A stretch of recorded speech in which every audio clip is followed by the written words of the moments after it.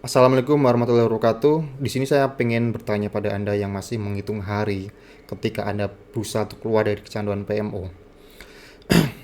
Sampai hari berapa Anda pengen merencanakan keluar dari kecanduan ini? Sampai hari keberapa? Apakah 90 hari? Apakah 1000 hari? Apakah Anda yakin ketika Anda sudah di titik 1000 hari, Anda bisa sembuh dari kecanduan ini? Sampai berapa lama Anda tuh bisa benar-benar mengatakan bahwa saya udah keluar? Dan ini adalah kesalahan kebanyakan orang ya. Kenapa menghitung hari itu sebenarnya adalah sebuah perbuatan yang saya bisa bilang sia-sia. Ketika Anda berusaha untuk keluar dari kecanduan PMO, cukup Anda itu ubah identitas diri Anda. Dan orang yang sudah mengubah identitas diri menjadi, katakanlah dalam konteks ini ada seorang muslim yang taat, sebagai seorang yang tidak akan menyentuh benda haram seperti itu, dia tidak akan menghitung hari karena dia tahu bahwa fokus dia ada di depan. Sedangkan orang-orang yang menghitung hari, mereka hanya akan fokus di belakang. Mereka hanya akan fokus di belakang. Mereka akan berpikir bahwa saya sudah sampai sejauh ini. Saya akan berikan contoh yang sederhana yang mungkin Anda jadi bisa memikirkannya. Kita tahu bahwa di dalam Islam ya, konteks ini adalah konteks Islam. PMO adalah perbuatan haram. Anda setuju ya? Zina, melihat pornografi itu perbuatan haram. Apa bedanya dengan makan babi dengan minum alkohol? Sama-sama haram kan kita tahu.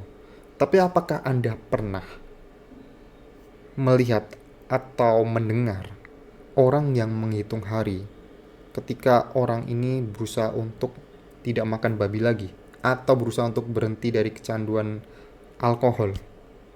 Sangat jarang. Sangat-sangat jarang. Atau katakanlah ekstrimnya gini ya. Dulu ada seseorang yang dulu awalnya dari agama lain, kemudian dia pindah ke agama Islam. Dia memutuskan untuk mualaf. Konsekuensinya, dia tidak bisa makan babi. Oke, karena dalam Islam babi haram, tentu saja. Ya, oke.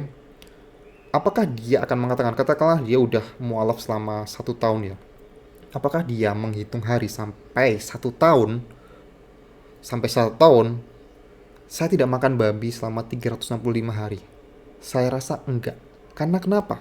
Karena ketika dia udah memutuskan menjadi seorang mualaf, dia udah tahu konsekuensinya, dia tidak boleh makan babi. Dia tahu bahwa sebagai seorang muslim, identitas muslimnya itu, dia akan menghindari babi.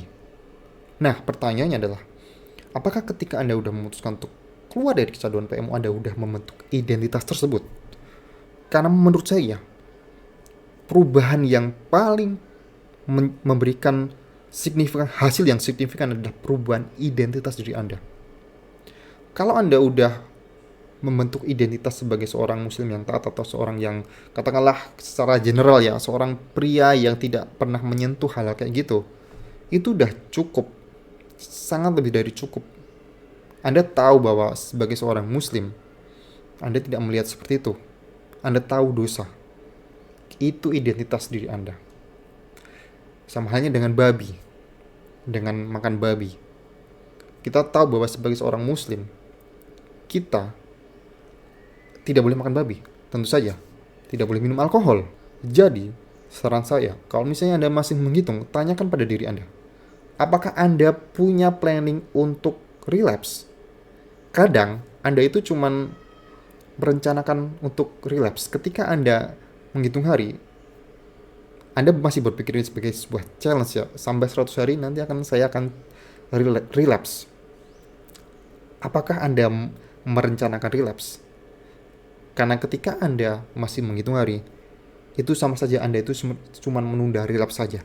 Tapi ketika Anda berfokus melihat ke depan, tidak melihat ke belakang, tidak menghitung hari, dan itulah yang seharusnya Anda lakukan, membentuk identitas diri Anda. Oke, terima kasih sudah menonton video sampai sejauh ini. Silahkan klik link yang ada di deskripsi kalau misalnya Anda pengen privat konsultasi secara lanjut. Sampai jumpa di video berikutnya. Assalamualaikum warahmatullahi wabarakatuh.